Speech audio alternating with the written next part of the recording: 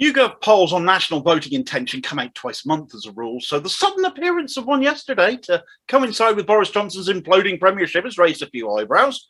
It was commissioned by the Murdoch-owned Times and taken alongside other mainstream media outlets exposing more wrongdoing by Johnson and his government, most recent being the Torygraph of all papers exclusively revealing two more parties on the eve of Prince Philip's funeral last April. It's hard to deny that the press barons have decided Johnson's time is up, even if he hasn't.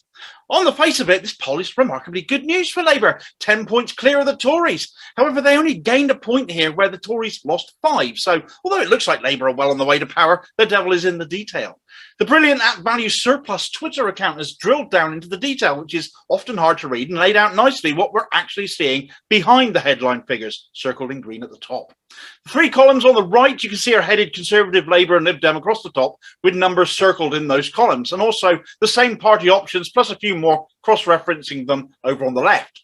On the question, who would you vote for if a general election was held tomorrow, you can see by reading down the Conservative column, you come to a number 5 circled in blue, cross-referenced against Labour over on the left. So this is telling us what percentage of those Tory voters Keir Starmer is convincing to back him and vote for Labour instead. Just 5%. If you keep following that column down, you can see more numbers in blue indicating 5% of Tory voters wouldn't vote at all, and a massive 26% of them don't know what to do. Conversely, if you look at the Labour column where there's some numbers in red representing alleged progressive parties, for all of their 5% gain from the Tories, they lose 7% to the Lib Dems.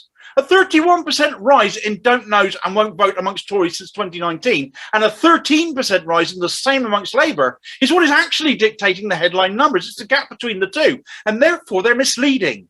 Starmer isn't gaining Tory votes in any meaningful way, but you're led to believe he must be.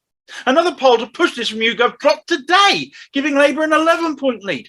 Convenient attacks on individuals seen as a threat to Starmer now are hitting the news also, buying into the belief that Murdoch has decided a change of leadership is in his best interests, and he's giving Starmer the nod.